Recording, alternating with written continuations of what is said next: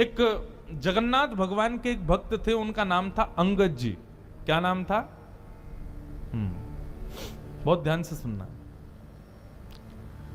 श्री अंगद जी जो थे, ये एक राजा के सेनापति थे, और राजा जो था ना, वो इनका भतीजा ही था। एक चरित्र सुनाऊं एक भक्त का, अंगद जी का, बहुत ध्यान से सुनना। अंगद जी अपनी पत्नी से बहुत प्रेम करते थे, और उनकी पत्नी सत्संग से बहुत प्रेम करती थी। ठाकुर जी की कथा, कीर्तन, वैष्णव वार्ता, इनमें उसकी बड़ी रुचि। लेकिन अंगद जी को कथा आदि में बिल्कुल कोई रुचि नहीं थी। अपनी पत्नी से कहते थे, सुनो, तुम खूब कथा सुनो, खूब मंदिर जाओ, जो तुमको करना है करो, पर मुझसे कभी नहीं कहना कि तुम करो, मेरे को कभी नहीं छेड़ना। पत्नी के मन में आता तो था कि ये भी भजन करें, लेकिन कोई बात नहीं, जैसी हरी इच्छा। अंगद जी रोज शाम को आते, पत्नी के पास बैठते, खूब प्रेम करते थे अपनी पत्नी से। एक दिन एकादशी का दिन था, आज एकादशी है। एकादशी का दिन बड़ा महत्वपूर्ण माना जाता है। एकादशी के दिन अंगद जी की पत्नी ने कुछ संतों को अपने घर बुलाया और सत्संग होने लगा घर में। प्रवचन ऐसे ही घर में बैठ के सब करने लगे। शाम को अंगद जी जब लौट करके आए, उन्होंने देखा घर में तो आज अलग ही रौनक है, इतनी सारी भीड़ आ रखी है, सब लोग नाच रहे हैं, गा रहे हैं, कीर्तन कर रहे हैं, कथा सुन रहे हैं। अंगद जी को बड़ा गुस्सा आया। मेरी आज्ञा के बिना मेरे ही घर में प्रवचन हो रहा है, मेरे ही घर में सत्संग चल रहा है, अरे कभी रोका तुमको कहीं जाने से? खूब जाओ, बाहर जाके कितना भी कथा सुनो, घर में क्यों करवा रही हो? तो अंगद जी ने जाकर के व्यासपीठ पर वैसे व्यास जी का अपमान कर दिया। बोले कि आपसे हाथ जोड़ के विनती है, तुरंत चले जाइए, ये मेरा घर है, मेरी अनुमति के बिना आप यहां कैसे आए? और सब लोगों से भी कहा, आप सबसे भी हाथ जोड़ के प्रार्थना, यहां से चले जाइए, ये कोई आश्रम नहीं है, घर है मेरा, चलिए निकलिए यहां से बाहर। पत्नी बोली, अरे सत्संग चल रहा है, अभी तो ऐसा मत करो। अंगद जी ने किसी की नहीं मानी, सबको भगा दिया। पत्नी को बहुत बुरा लगा। उसने मन में विचार किया, जो हरि का नहीं है उसको मैं अपना पति कैसे मान सकती? तजोरे मन, कल हमने ये पंक्ति गाई थी ना, हरि विमुखन को संग। कई लोग मुझको इस बात पर कह देते हैं, महाराज जी आप क्या शिक्षा दे रहे हो लोगों को? क्या ऐसे पति को छोड़ दें, पत्नी को छोड़ दें? तो इस प्रकार से तो गृह कलेश हो जाएगा। भैया देखो, एक बात आपको बताऊं, मानव का स्वभाव है, वो शरीर से यदि किसी को स्वीकार कर रहा है तो वो स्वीकार्य नहीं है, मन से स्वीकार करे वो स्वीकार्य माना जाता है। हम शरीर से किसी को अपना मानते हैं तो वहां पर हमारा संबंध पुष्ट नहीं होता। संबंध की पुष्टि तो हृदय से होती है, हृदय से आप उसको मानते हो कि नहीं। और कोई व्यक्ति यदि शरीर से ना भी हो, हृदय से यदि आप उसको स्वीकार कर चुके तो निश्चित है आपका संबंध पक्का है।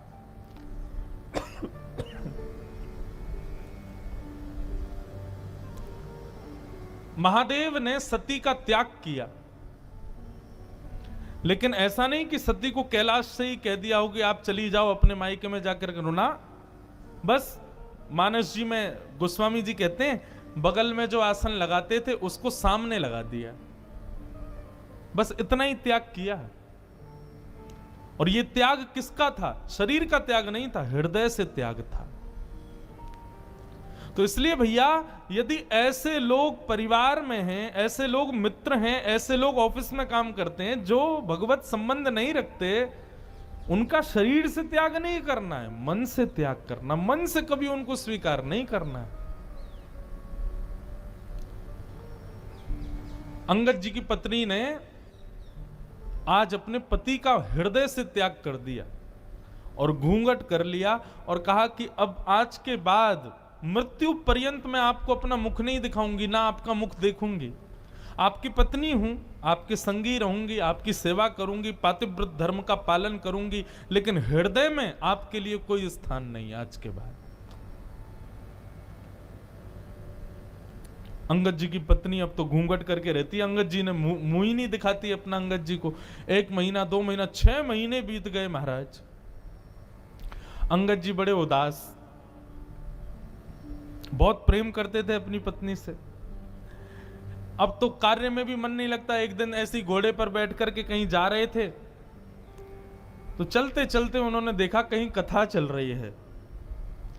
मन में आया इसी कथा ने ही मेरा घर बर्बाद करवा दिया, इसी की वजह से सब खराब हुआ।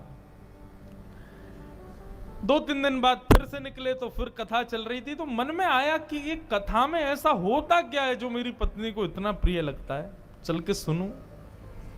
अंगद जी आकर के पीछे उदास हताश तो बैठे ही थे, घर में मन लगता नहीं है, आके बैठ गए। कथा में बंधुओं 3 प्रकार के लोग आते हैं।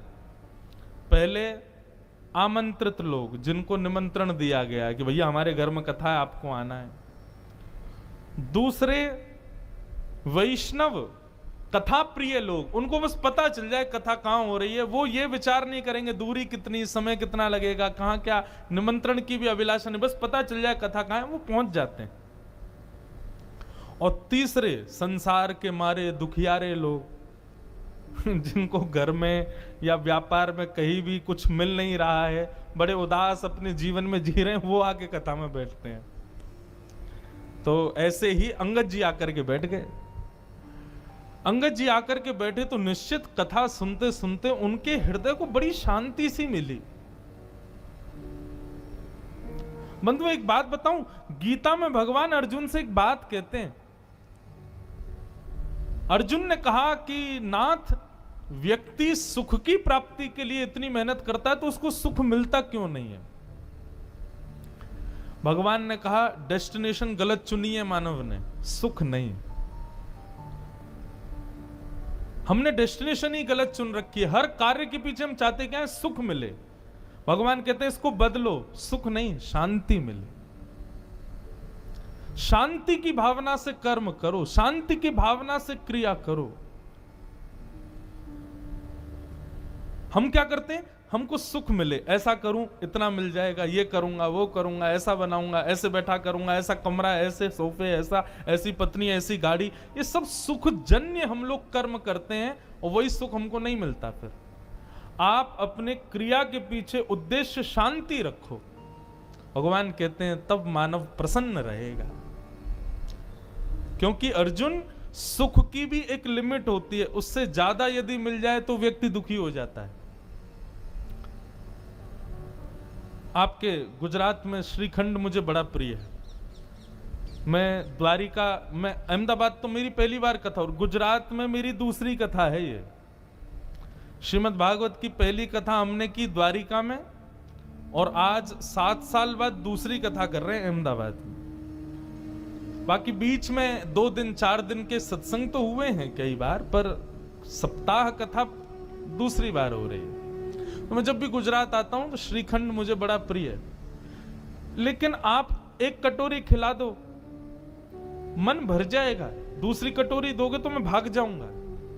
आप कहोगे महाराज जी आपको बड़ा प्रिय, खाओ ना। अरे कैसे? मुझे याद नहीं है, लेकिन फिजिक्स में हम लोग जब स्कूल में पढ़ते थे तो एक चैप्टर पढ़ाया गया था, उसमें यही बात थी। जब भागवत पढ़ी तो हमको और ज्यादा क्लियर हुई कि कोई भी वस्तु का अति सेव्य जब हम करते हैं तो वही वस्तु हमको कष्टदायी लगने लगती। रसगुल्ला यदि पसंद है तो 1 2 3 4 5 खा लो, 6वां रसगुल्ला देखते ही वमन हो जाएगा। संसार की हर वस्तु ऐसी है। तो अर्जुन, सुख नहीं शांति को रखो। किसी भी क्रिया को करने के पीछे उद्देश्य क्या हो? मुझे शांति मिले, तब देखो कर्म करके कैसा सुख मिलेगा। तो कथा में सुख मिलता है लोगों को। यहां पर आप मौन अवस्था में बैठे हो, एक ही आसन पर बैठे हो, ना पानी पी रहे हो ना चाय पी रहे हो। 4 घंटे आदमी बिना चाय कैसे रहे, बिना खाए कैसे रहे, लेकिन यहां रह रहे हो। क्यों? शांति मिल रही है। सुख नहीं, शांति। अंगद जी को बड़ी शांति मिली। अब तो अंगद जी ने नियम बना लिया, रोज जाते थे कथा सुनने। 7वें दिन कथा पूरी हो गई। अंगद जी जैसे ही आए तो देखा कोई भी नहीं था। किसी से पूछा, भैया आज कथा नहीं होगी? बोले 7 ही दिन की होती है, कल हो गई पूरी, आज तो चले गए व्यास जी। बोले कहाँ चले गए? बोले दूसरी कथा करने। बोले कहाँ हो रही है उनकी कथा? बोले उस गांव में हो रही है। अंगद जी दौड़ गए, उस गांव में पहुंचे, वहां जाके सुने। अब तो ऐसा चस्का लगा अंगद जी को, जहां भी कथा होती अंगद जी जाते। एक दिन उन्हीं के नगर में कथा हो रही थी, अंगद जी इधर बैठे थे और उनकी पत्नी थोड़ी दूर बैठी थी। दोनों को ही नहीं पता कि दोनों कथा में बैठे। व्यास जी ने जैसे कीर्तन गाया, अंगद जी के नेत्रों से अविरल अश्रुधार ऊर्ध्वबाहु होकर के नृत्य करने लगे आनंद से। तभी पत्नी की दृष्टि गई, ये कौन नाच रहा है? अरे ये तो अंगद जी हमारे पतिदेव हैं। तभी मैं कहूं कुछ समय से ये पहले तो बड़े दुखी रहते थे कि मैं मुख नहीं दिखाती, कुछ समय से बड़े प्रसन्न रहते हैं, मुझसे ज्यादा बात भी नहीं करते, अपनी सेवा पूजा भी करने लग गए हैं और बड़ा सामान्य सा बड़ा सुखमय जीवन जी रहे हैं। मैं सोच तो रही थी बदलाव कैसे आ गया, ये कथा सुनते हैं। आज शाम को कथा के बाद जैसे ही अंगद जी घर लौट करके आए, पत्नी ने अपना घूंघट ऊपर कर ली। अंगद जी बोले, अरे देवी मैं आ गया हूं, घूंघट नीचे कर लो।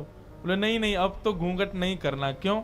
मैंने इसलिए घूंघट किया था कि आप कथा से प्रेम नहीं करते थे, परंतु अब तो आपने कथा को स्वीकार कर लिया ना, अब मैंने जो त्याग का संकल्प लिया था उसको छोड़ दिया। अंगद जी बोले, वो बात तो ठीक है, लेकिन मैं तुमको सत्य बताऊं, जब से मैंने कथा सुनना प्रारंभ किया ना, मुझे पहले तुम्हारे रूप में बड़ी आसक्ति थी, पर अब मुझे वो आसक्ति नहीं है। अब तो मुझे बस एक ही अभिलाषा, मेरे जगन्नाथ मुझे कब दिखेंगे, मेरे द्वारिकाधीश, उनकी रूप माधुरी का दर्शन मुझे कब होगा। ऐसा अंगद जी का जीवन। बंधुओं, अंगद जी ने अपनी पत्नी से कहा, देवी अब हम दोनों वैष्णव हो गए, चलो हम जगन्नाथपुरी दर्शन करने चलेंगे। लेकिन अभी अभी सुना है कि एक बहुत बड़े युद्ध के लिए राजा के साथ मुझे जाना है, युद्ध से जब वापस आ जाएंगे फिर हम जगन्नाथपुरी चलेंगे। ठीक है। युद्ध में अंगद जी गए, जाकर के युद्ध किया। युद्ध का नियम होता था, जो राजा हारता था उसका सारा धन हड़प लिया जाता था और जीतने वाले राजा को दे दिया जाता था। अंगद जी जब उसका सारा धन लेने लगे तो वहां एक अद्भुत मणि थी। उस मणि को देख करके अंगद जी बड़े प्रसन्न हो गए। बोले, बड़ी सुंदर मणि है, मुझे ठाकुर जी को कुछ निवेदित करना है, ठाकुर जी को मैं जगन्नाथपुरी जाऊंगा, कुछ देना है। कोई बात नहीं, मैं ये मणि अपने संग ले जाता हूं, ये ठाकुर जी को दे दूंगा। और उस मणि को अंगद जी ने अपनी पगड़ी में छुपा लिया। थी तो वो चोरी, लेकिन अंगद जी का भाव क्या था कि मुझे ठाकुर जी को देनी है। भगवान से बोले, प्रभु इसके बदले भले ही मुझे दंड मिल जाए, लेकिन मैं ये दूंगा आपको, ये है आपकी, मुझे नहीं चाहिए लेकिन मैं आपको दूंगा। किसी सैनिक ने जाके राजा को बता दिया कि अंगद जी ने एक मणि को अपनी पगड़ी में छुपा लिया। राजा, अंगद जी उसके चाचा लगते थे, इसलिए राजा स्पष्ट तो कुछ कह नहीं पाया, पर राजा ने मन में विचार किया कि अंगद जी रोज मेरी बहन के यहाँ भोजन करने जाते हैं, मैं आज बहन से कहूंगा कि वो भोजन में जहर मिला दे, अंगद जी की मृत्यु हो जाएगी, मणि हमको मिल जाएगी। अंगद जी आज भोजन करने के लिए राजा की बहन के यहां गए, तो अंगद जी का नियम था कि भोजन का पहला भाग राजा की बहन की छोटी बेटी को गोद में बिठा के पहले उसको खिलाते थे, फिर स्वयं पाते थे। आज उसने अपनी बेटी को कहीं छुपा दिया, बोले अंगद जी कहीं खिला ना दे, इसमें तो जहर है। अंगद जी भोजन करने बैठे, कहा बिटिया चलो लाओ अपनी बेटी को लेके आओ, उसको मैं थोड़ा खिला दूं फिर मैं पाऊं। बोले मेरी बेटिया तो आज माँ के पास गई है, मेरी मायके गई है, आज वो है नहीं, तो आप आज अकेले ही पालो। अंगद जी बोले, बेटा ये तो मेरा नियम है, उसको खिलाए बिना तो मैं कभी नहीं खाता। अरे वो मेरी प्राण प्यारी है, मैं उसको साक्षात जगदम्बा के स्वरूप में देखता हूं, पहले उसका भोग लगाता हूं तब पाता हूं, अब जब तक उसका भोग नहीं लगेगा मैं तो नहीं पाऊंगा। तो राजा की बहन ने सोचा, ये मेरी बेटी से इतना प्रेम करते हैं और मैं इनको जहर दे रही हूं। उसने थाली उठा ली, बोले कि ये पूरा भोजन ही आपके लायक नहीं है चाचा जी, इसमें मैंने विष मिला दिया है। अंगद जी ने थाली पकड़ी, बोले तुमने इसमें विष मिला दिया? बोले हाँ। बोले क्यों? मेरे भाई को वो मणि चाहिए जो आपने पगड़ी में छुपा रखी, इसलिए उसने मुझसे कहा कि विष दे दो। पर आपका प्रेम देख करके मेरा मन हो रहा है कि मैंने बहुत बड़ा अपराध किया, मैं ये विष आपको नहीं दे सकती। अंगद जी बोले वो सब बात छोड़ो, ये बताओ क्या तुमने इस थाली का भोग लगाया था भगवान को? उसने कहा हाँ, भोग तो मैंने लगाया था। बोले तुमने विष वाला भोजन ठाकुर जी को खिला दिया? बोले क्योंकि आप बिना भोग लगाए पाते नहीं है, इसलिए भोग तो मुझे लगाना पड़ा। अंगद जी बोले अब तो इसको मैं ही पाऊंगा, जब विष ठाकुर जी ने पा लिया तो मैं कैसे छोड़ूं? और अंगद जी जबरदस्ती हठ पूर्वक उस थाली को लेकर के बैठ गए और एक एक कवल खाने लगे। ज्यों ज्यों कवल मुख में जाने लगा, अंगद जी का उतना ही तेज बढ़ने लगा। ये आश्चर्य देखकर के राजा की बहन नतमस्तक हो गई। जाको राखे साइया मार सके ना कोई, बाल न बाका कर सके जो जग बैरी हो। बंधुओं, प्रसाद मान करके पाया, इसलिए विष्णु ने भी कुछ नहीं किया। ये लीला तो मीरा के साथ भी हुई, ये लीला तो ध्रुव के साथ भी हुई, ये लीला तो प्रहलाद के साथ भी हुई। विष उनको भी पिलाया गया, लेकिन भगवत प्रसाद मान करके पाया, कुछ नहीं हुआ।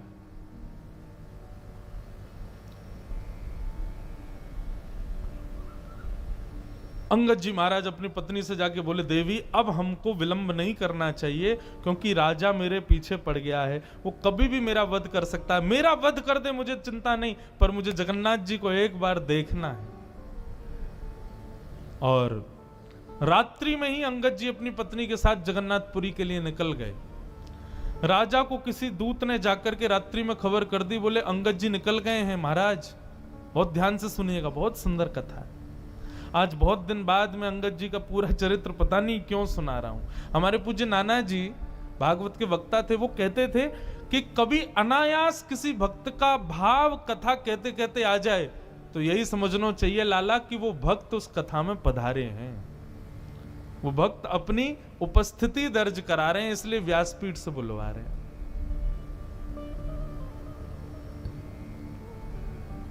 तो अंगद जी जाने लगे, बीच रास्ते में ही राजा के सैनिकों ने बंदी बना लिया। सैनिकों ने कहा हम तुमको छोड़ देंगे, बस मणि हमारे हवाले कर दो। अंगद जी बोले जिनके लिए वो मणि है मैं उन्हीं को ही दूंगा।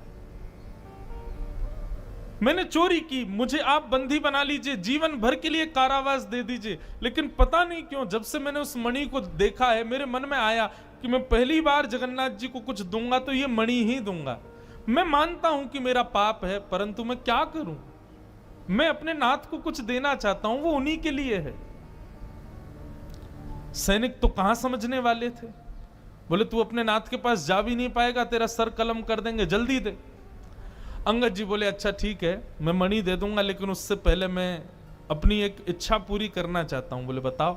इस सरोवर है, इसमें मैं स्नान करना चाहता हूं। सैनिकों ने चारों ओर से घेर लिया और अंगद जी जैसे सरोवर में गए, स्नान करते हुए कहा हे जगन्नाथ, मैं अभी आपके पास नहीं आ पा रहा हूं, लेकिन आप तो मेरे पास आ सकते हो ना, मेरी मणि स्वीकार करो, मेरा ये छोटी सी भेंट आपके लिए, इसको स्वीकार करो। और मणि को अपनी पगड़ी से निकाल के उसी जल में छोड़ दिया। सैनिक कूद पड़े जल के अंदर, ढूंढने लगे, लेकिन मणि नहीं मिली। राजा भी आ गया, राजा ने पूरा तालाब का पानी सुखा दिया, मट्टियां खोद खोद करके छनवा दी, लेकिन मणि नहीं मिली।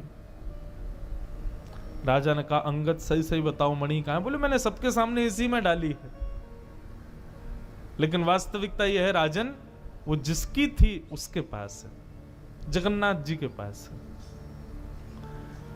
राजा ने कहा हो ही नहीं सकता, तुम पुरी गए नहीं। बोले मैं नहीं गया, वो आए थे मेरे पास और लेकर के चले गए। राजा बोला इसके हाथों में हथकड़ी बांधो, पैरों में बेड़ियां बांधो, ले चलो इसको जगन्नाथपुरी। जगन्नाथ जी का दर्शन करेंगे, यदि मणि वहां नहीं हुई तो उन्हीं के सामने सर धड़ से अलग कर दूंगा। अंगद जी बोले ये तो मेरा सौभाग्य होगा कि मैं जगन्नाथ जी को देखूं और उनके सामने प्राण निकल जाए। बंधुओं, वैष्णव कभी भयभीत नहीं होता। अंगद जी के हाथों में हथकड़ियां, पैरों में बेड़ियां, सैनिकों ने नंगी तलवार गले में रखी है, और जैसे ही पूरी जगन्नाथ के मंदिर में प्रथम बार प्रवेश किया अंगद जी ने, और जैसे ही महाप्रभु श्री जगन्नाथ जी को देखा है, उनके मुखमंडल का दर्शन किया, दर्शन करते ही क्या पाया, श्रृंगार में ठाकुर जी की ठोड़ी के नीचे सबसे श्रेष्ठ माला के रूप में वो मणि ही ठाकुर जी को पधराई हुई थी, श्री जगन्नाथ जी के गले में धारण करा रखी थी। राजाओं ने, सैनिकों ने जब ये दृश्य देखा कि श्री जगन्नाथ जी के गले में वो मणि,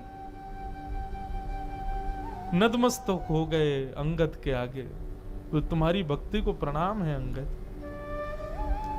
लेकिन अब अंगद जी को जब ये बात दिख रही है कि मेरे द्वारा प्रस्तुत कोसों दूर से वस्तु जगन्नाथ जी ने स्वीकार कर ली, मतलब मेरे प्रेम को, मेरी भक्ति को स्वीकार कर लिया, हथकड़ियां हाथ में, बेड़ियां पैरों में, और देखते देखते जगन्नाथ जी को अंगद जी ने वहीं अपने प्राणों को त्याग दिया, महाप्रभु जी में विलीन हो गए।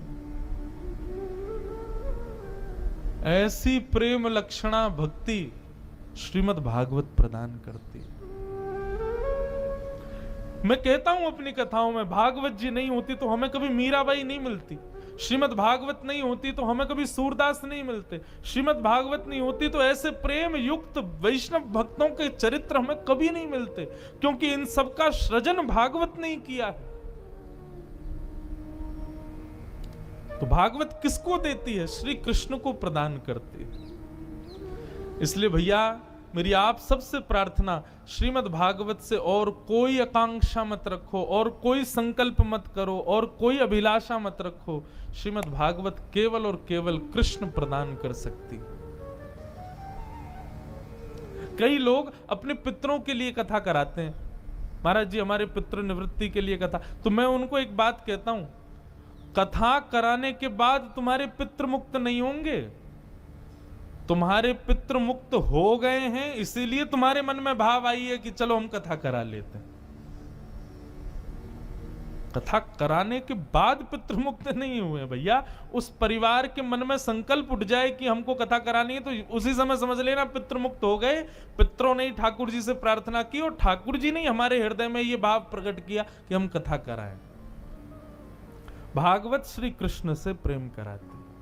जय जगन्नाथ, जय जय जगन्नाथ।